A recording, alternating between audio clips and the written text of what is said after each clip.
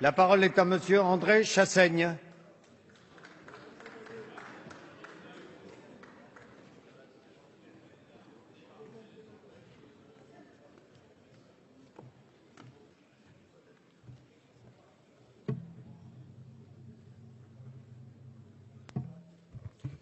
Monsieur le Président, mes chers collègues, Messieurs les ministres, c'est avec émotion que je m'associe au nom de mon groupe à l'hommage unanime rendu aux soldats morts en Centrafrique. À peine un an après l'engagement de la France au Mali, notre pays se lance dans une nouvelle opération sur le continent africain. Après l'opération Serval qui devait s'achever en juillet dernier, le président de la République vient de déclencher l'opération Sangaris, qui se traduit par le déploiement de 1600 soldats français. Il s'agit de la 50e intervention française en Afrique subsaharienne depuis les indépendances d'il y a 50 ans. Cette intervention en Centrafrique s'inscrit dans une longue lignée d'opérations menées par les troupes françaises dans cette colonie, indépendante officiellement depuis 1960, en proie à la pauvreté, à l'instabilité et au conflit. Autant d'interventions qui n'ont jamais permis de répondre aux maux qui gangrènent la Centrafrique. La Centrafrique, si elle n'est pas dénuée de ressources naturelles, est classée parmi les États les plus pauvres de la planète, occupant la 160e place sur 177 selon le classement de l'indicateur de développement humain du Programme des Nations Unies pour le développement. La France y est le premier investisseur. Il est impossible, dès lors, de prendre part à ce débat sur l'engagement des troupes françaises en Centrafrique sans ouvrir le dossier de la France-Afrique. Tous les 10 ans ou presque, un président de la République centrafricaine chasse l'autre par un coup d'État, derrière lequel la France n'est jamais très loin. Le peuple centrafricain a ainsi vu défiler des personnages insensibles à son sort, aussi corrompus qu'irresponsables. Les uns après les autres, les dictateurs ont été choisis et maintenus au gré de nos intérêts, entre guillemets, mais aussi pour protéger des bases militaires françaises dans ce pays considéré comme un porte-avions au centre de l'Afrique, utilisé lors de nombreuses interventions militaires dans la région. La France n'est pas étrangère à la situation chaotique que connaît ce pays. Elle porte une responsabilité historique dans la tragédie centrafricaine. Elle n'est donc pas la plus qualifiée pour intervenir. C'est un paramètre que nous ne pouvons pas ignorer, même si, je le dis clairement, il n'est pas question de tergiverser pour la protection des populations civiles, premières victimes des violences sanglantes qui déchirent ce pays. Monsieur le ministre des Affaires étrangères a déclaré face à la communauté française de Bangui le 13 octobre dernier, je cite, « Sachez que l'amitié traditionnelle qu'a portée la France à la Centrafrique, nous voulons la manifester de nouveau pour aujourd'hui et pour demain. » Pourtant, notre histoire commune est marquée par de sombres affaires. Nous gardons en mémoire le pitoyable sacre de l'ancien sous-officier de l'armée française devenu l'empereur Bokassa Ier en présence de la diplomatie française. Malgré ce soutien, le président Valéry Giscard d'Estaing a décidé de débarquer son ancien ami devenu trop encombrant, incontrôlable, qui menaçait nos intérêts pour installer au pouvoir le président David Dacko pour ensuite favoriser la dictature du général Kolimba. Il sera remplacé par le dictateur Ange-Félix Patassé, qui sera quant à lui chassé du pouvoir en mars 2003 par le général Bozizé, un jeu de chaises musicales orchestré par l'ancienne puissance coloniale. En 2007, face à la multiplication des mouvements rebelles sous influence soudanaise et tchadienne, les parachutistes français sautent sur Birao, dans le nord de la République centrafricaine. C'est de ce nord musulman qu'est venue en décembre 2012 l'offensive des rebelles de la Séléka qui, le 24 mars dernier, porta au pouvoir Michel Djotodia.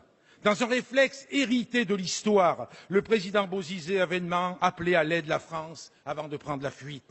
C'est ainsi que l'actuel président centrafricain est arrivé au pouvoir avec le soutien des rebelles de la Séléka qui sont devenus ses propres ennemis, Michel Djotodia qui en appelait à la France après avoir dissous la coalition rebelle de la Séléka.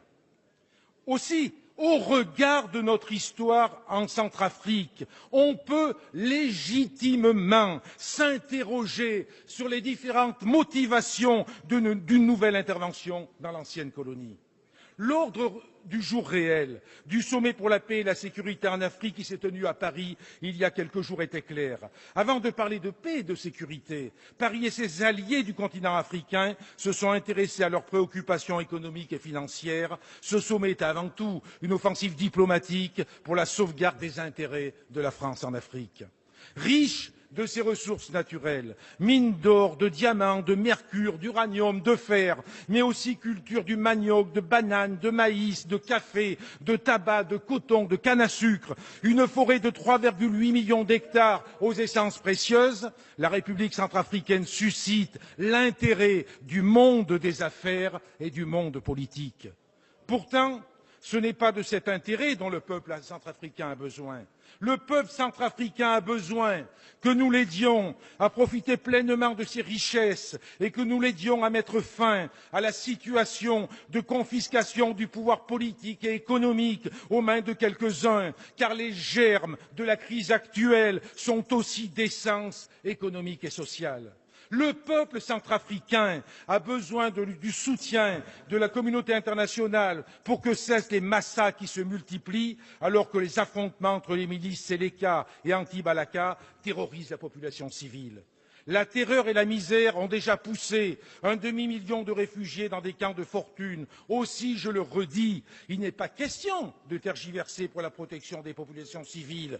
Pour autant, il convient d'agir avec discernement pour ne pas reproduire les erreurs du passé. C'est pourquoi, dans les circonstances que je viens d'évoquer, il revient aux Africains et à toute la communauté internationale d'aider ce peuple en danger. Or, derrière l'unanimité de la résolution onusienne autorisant le recours à la force, la réaction internationale est en réalité d'inspiration franco-française et sa teneur est purement militaire. En effet, le texte adopté par les 15 pays membres du Conseil sur proposition de la France autorise les soldats en Centrafrique à, je cite, prendre toutes les mesures nécessaires pour soutenir la MISCA dans l'accomplissement de son mandat. Dans ce cadre, la France va tripler son contingent sur place. L'Afrique demeure bien un terrain d'action militaire pour la France, ce qui fait d'ailleurs regretter à Amnesty International et à la Fédération internationale des ligues des droits de l'homme l'absence de mise en place plus rapide d'une véritable force de mission de la paix des Nations unies. Vous l'avez compris, nous avons, pour qualifier le sentiment qui nous anime, un réel malaise face à cette intervention. Nous pensons en effet que la France n'a pas vocation à jouer le rôle de gendarme de l'Afrique. Les valeurs anticoloniales, toujours défendues par les communistes, nous l'interdisent. Ces valeurs de solidarité doivent, au contraire, nous pousser à mettre sur pied un partenariat équitable et durable, un système d'aide au développement plus efficace, plus proche des populations. Ces valeurs nous obligent également à rompre définitivement avec la France-Afrique et à encourager les démocrates africains et les diasporas militantes pour faire tomber les honteuses tyrannies africaines qui n'ont que faire des peuples qui ne cessent de s'appauvrir. Ces dictatures qui préfèrent défendre des intérêts des firmes privées tentaculaires exploitant aujourd'hui 80% des gigantesques gisements africains et dont les bénéfices sont rapatriés dans des paradis fiscaux. Notre pays a une dette morale considérable envers le peuple de Centrafrique, une dette qui nous oblige à reconnaître que nous n'étions pas les mieux à même pour intervenir dans la situation dramatique qui le frappe. Oui, nous sommes favorables au recours à une force d'interposition sous l'égide de l'ONU, mais une force qui soit multilatérale. Cela suppose que la France ne soit pas la seule à être impliquée sur le terrain aux côtés de la MISCA. C'est la communauté internationale dans son ensemble qui doit être mobilisée. Cette force doit avoir pour mission de créer les conditions d'un cessez-le-feu, d'un secours organisé aux populations en détresse et d'ouvrir la voie foi à l'état de droit. Elle ne pourra que si elle ne peut être soupçonnée d'agir au nom d'intérêts à préserver dans une ancienne colonie. C'est un lanceur d'alerte que je m'adresse aujourd'hui à vous. Les interventions militaires françaises vont à contre-courant de l'histoire. La mission de la France, c'est de défendre la stabilité et la paix des peuples en Afrique. Notre pays n'a pas vocation à défendre des dictatures et des États artificiels. La mission de la France, pour être en harmonie avec ses valeurs et ses idéaux des Lumières, n'est pas d'être le gendarme de l'Afrique. Elle est de remiser les visions géostratégiques nées du temps de la colonisation pour en écrire d'autres, respectueuses des peuples, respectueuses de leurs richesses, respectueuses de leur souveraineté. Chers collègues, c'est ainsi que la France grandira. Merci, Monsieur Chassaigne.